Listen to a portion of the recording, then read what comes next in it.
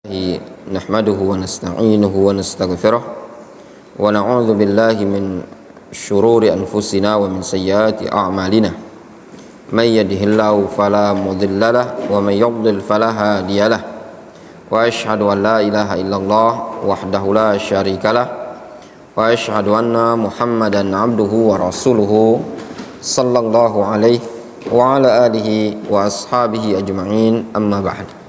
Qala al-Imam Ibnu Qudamah rahimahullah ta'ala wat-tashbih wa at-tamtsil. At-tashbih wa at-tamtsil. Huna tanbihan. Di sini ada tanbih, ada dua poin yang ingin ditanbih oleh Syekh Muhammad Ibnu Abdul Aziz Al-Furaih. Ya.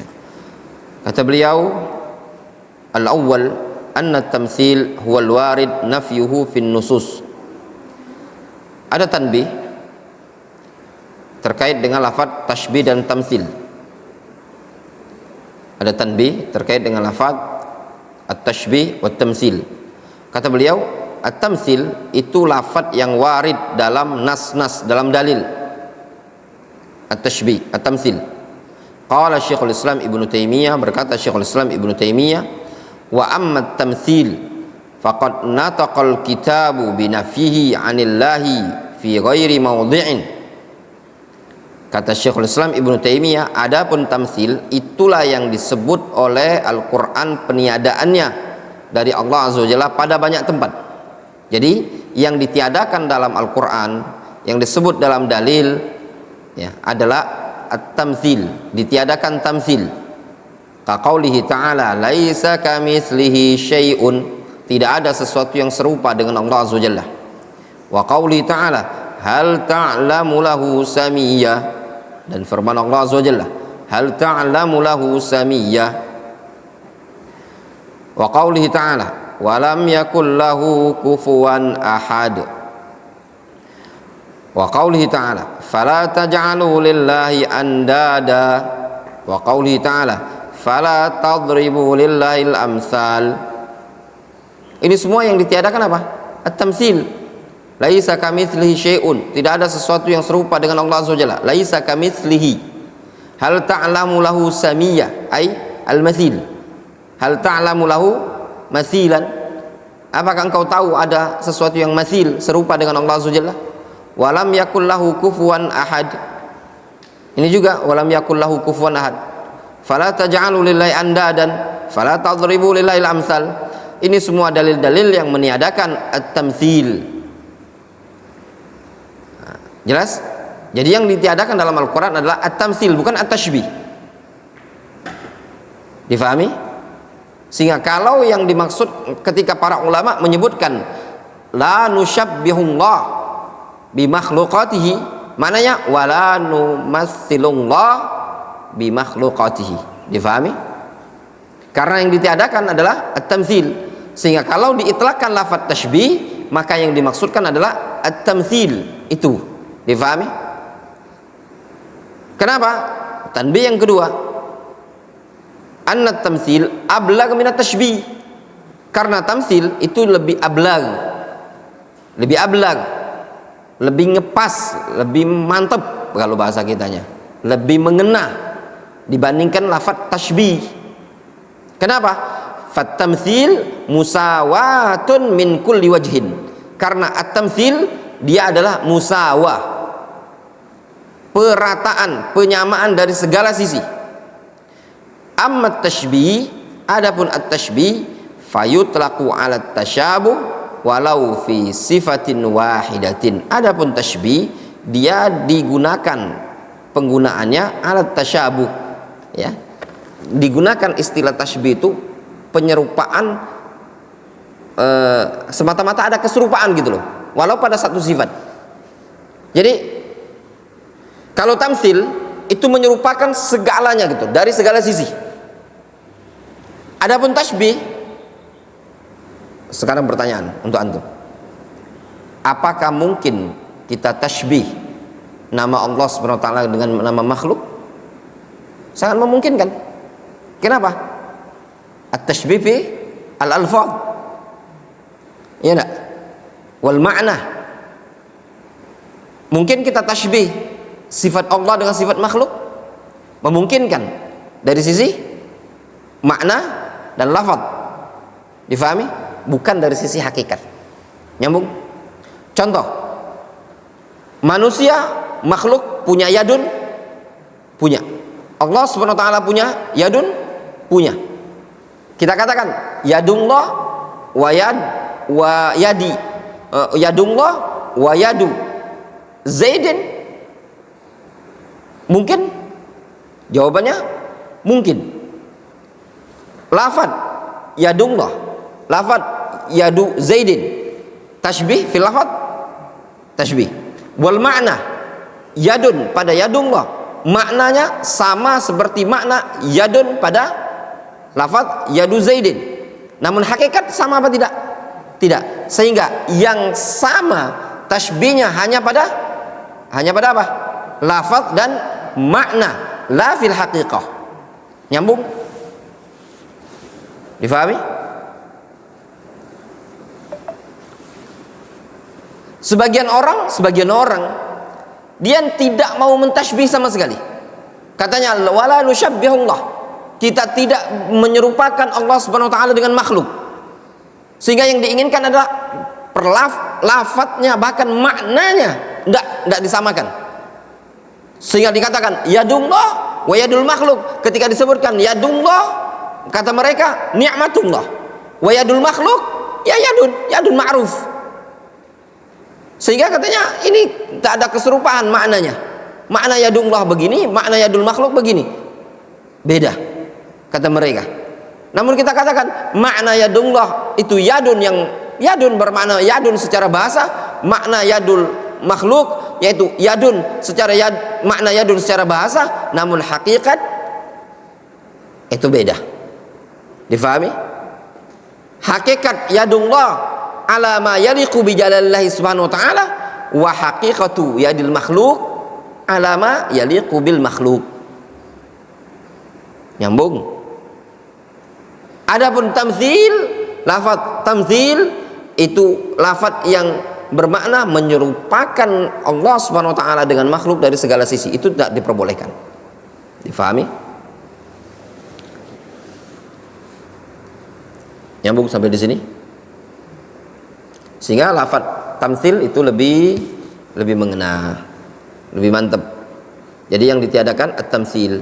Sehingga kalau antum dengar penggunaan para ulama menyatakan wala ta'tilin nusbitu ma asbatallahu li nafsihi wa ma asbatahu rasuluhu sallallahu alaihi wasallam biduni tahrifin wala ta'tilin wala tashbihin wala tahrifin. Apa makna tashbih di sini?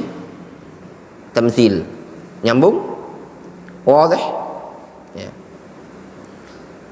Ya kawan, dalam bab akidah ini sangat penting ya seorang talibul ilmi zaman sekarang, naudzubillah ya. Sebagian orang sudah malas untuk belajar usul al-ilm. Ya.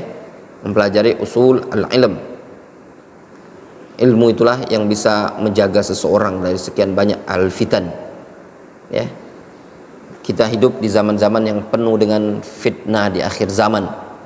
Apabila seseorang berada di satu zaman yang betul-betul fitan, itu netes masuk ke rumah-rumah bagaikan tetesan-tetesan air hujan yang menetesi semua rumah, maka pada waktu itu tidak ada yang bisa menyelamatkan seseorang di masa-masa fitnah tersebut kecuali ilmu dan hidayah dari Allah SWT.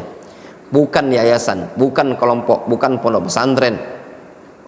Oleh karenanya ketika ada seseorang yang bertanya kepada Abu Tha'labah radhiyallahu anhu tentang firman Allah Subhanahu wa taala, ya ayyuhalladzina amanu alaikum anfusakum la yadurrukum man dhalla idza ihtadaitum.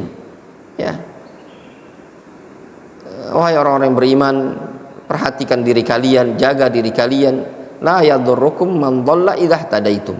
Tidak akan membahayakan kalian orang-orang yang tersesat kalau kalian mendapatkan hidayah. Kata Abu Tha'labah, dulu kami pernah bertanya juga kepada Nabi SAW. Lalu Nabi SAW memberikan penjelasan ya, bagaimana cara selamat seseorang dari fitnah di akhir zaman ini tadi. Dan tidak ada sesuatu yang paling besar bisa membentengi seseorang kecuali ilmu. Oleh karena itu sangat dianjurkan bagi seorang penuntut ilmu, la siyama talibu ilmin salafi, yata'allam usulul aqidah wa yata'allam al-ilm, mempelajari usul aqidah, mempelajari ilmu ar-rasikh alal kitab wa sunnah wa ala fahmi salafil ummah. Kenapa? Dikarenakan di zaman sekarang ini ayolah ikhwah, ya, usul-usul ahli sunnah sudah jarang mau dipelajari oleh ikhwan-ikhwan, dianggap perkara-perkara yang sepele.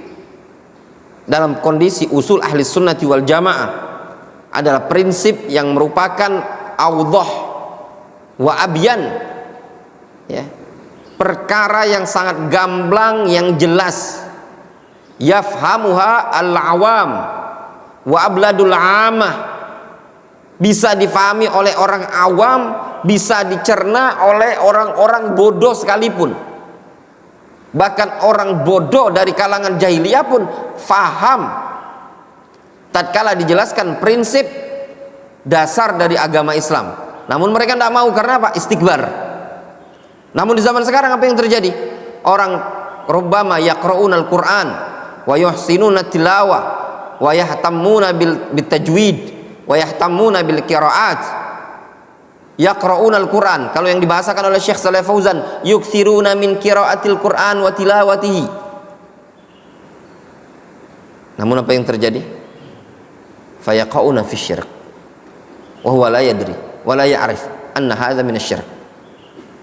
Antum lihat kalam nafis, kalam matin dari Syekh Shalih Al Fauzan hafizahullah taala di awal-awal syarah Al-Usul As-Sittah, ya, beliau mentanbih banyaknya orang-orang yang terjatuh pada kesyirikan dikarenakan tidak faham prinsip dasar utama agama Islam. Namun untuk lihat sendiri di zaman sekarang di pengajian-pengajian, kalau kita buka pengajian-pengajian tentang prinsip, orang-orang salafi ini saja, mohon maaf, ana bukan ngerendahkan oknum-oknum kita salafi, ya, tapi kalau ana bilang salafi itu du'afa, oknum-oknumnya. Banyak orang yang dhaif dari oknum-oknum ikhwan-ikhwan kita yang ngaji. Kita keluar-keluar mengatakan Syekh Muhammad bin Abdul Wahab. Antum tanya aja, sebagian orang yang ngaji salafi antum tanya, kenal nggak Syekh Muhammad bin Abdul Wahab? Hah? Sebagian orang itu tidak mengenal. Tidak mengenal. Dia ngaji salafi, dia tidak tahu imamnya dia. Seorang talibul ilmi, santri yang bertahun-tahun di Indonesia, dia tidak tahu ulamanya dia. Orang yang belajar di Tarif tahu dia. Kalau ulama kami di Tarif ada Abu Bakar bin Salim di Inat, ya, ada Al-Faqih Al-Muqaddam, ada Fulan wa Allan. Kita ditanya kutubnya Syekh Muhammad bin Abdul Wahab saja tidak tahu. Kadang ngaji sudah bertahun-tahun belum pernah menghatamkan Al-Usul Ats-Tsalatsa wa Adillatuha. Tidak ngerti apa itu Qaidul Arba'ah, tidak ngerti Usul Sittah, tidak mengerti Nawaqidul Islam. Apalagi Rasail Syekh Muhammad bin Abdul Wahab yang lain. Ini prinsip-prinsip yang seperti ini. Demikian juga kitab-kitab yang pelajari Kutubus Salaf, Lumatil I'tiqad, Aqidah Salaf Ashabul Hadis, Syarh Sunnah Al-Barbahari, Kitab Syariah Al-Ajurri, Syarah Usul I'tiqad Ahli Sunnah wal Jamaah, Al-Wasiti al Syekhul Islam Ibnu Taimiyah. Bahkan sebagian orang tuh tidak ngerti apa saja kutub-kutub Syekhul Islam Ibnu Taimiyah, belum pernah dia pelajari sama sekali. Bahkan ini terjadi di kalangan para penuntut ilmu. Ini musibah, bala di zaman sekarang. Yatazahhad ba'dun nas fil ilm fi ta'sil. Akhirnya apa? Terbawa ombak-ombak akidah. Antum sebagai talibul ilmi harus bangga sebagai talibul ilmi, bersyukur sebagai talibul ilmi, kenal dengan turathul ulama, ada waktu untuk mempelajari turathul ulama, suatu warisan yang sudah ditinggalkan ratusan tahun yang lalu, bahkan ribuan tahun yang lalu. Kalam al-Imam Ibnu Qudamah rahimahullah ta'ala. Tahun berapa al-Imam Ibnu Qudamah? Antum lihat, sudah berapa ratus tahun sebelum kita bisa mempelajarinya.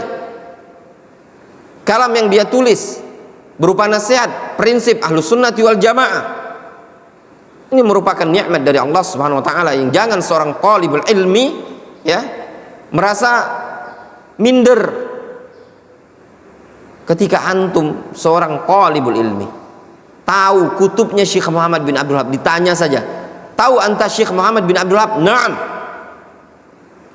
Uzkur ba'da kutubihi. Antum bisa menyebutkan, fabiha wa ni'mah. Fahmadillah ala ma an'amallahu 'alaika. Seorang talib enggak tahu, apalagi enggak punya. Mungkin sebagian orang kalau ditanya apa karya termasyhur dari karyanya Al-Hafidz Ibnu Hajar, enggak tahu. Apa karya termasyhur dari karyanya Al-Imam An-Nawawi, enggak tahu. Nyata apa enggak di zaman sekarang? Nyata. Maka sekarang kita berada di zaman ghuraba, ya, di zaman-zaman ghuraba.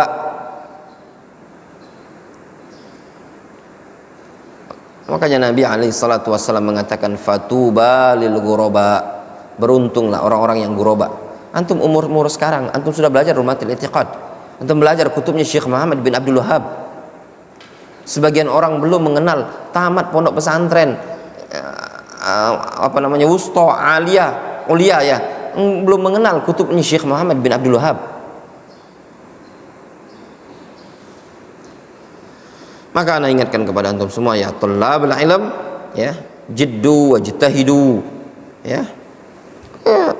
Ada kisah seorang talibul ilmi, dia bilang, Syekh, guru kami mengatakan waspada dari pemahaman Jahmiyah, ya, pemikiran Jahmiyah lebih membahayakan dari pemikiran Jahmiyah, ya. Ada seorang talib Jahmiyah, dia bilang seperti itu. Kata syekh tersebut, antum tahu siapa yang dimaksud Jahmiyah? Muhammad Aman Al-Jami. Antum tahu Muhammad Al-Jami itu siapa? Dulu pernah menjabat Rais Qismul Aqidah atau Qismus Sunnah di Jami'ah yang kampus antum belajar sekarang ini tadi. Seorang talib tidak tahu, ulama sendiri tidak tahu, ya. Nah, ini menunjukkan miskinnya para thalabul ilm di akhir zaman ini tadi, ya kawan, ya. Saddidu wa qaribu, berupayalah antum ketika ada waktu untuk membaca, mentelaah, mengkaji. Itu semua adalah nikmat dari Allah Subhanahu wa taala. Wallahu taala bisawab. Naktafi bihadzal qadar.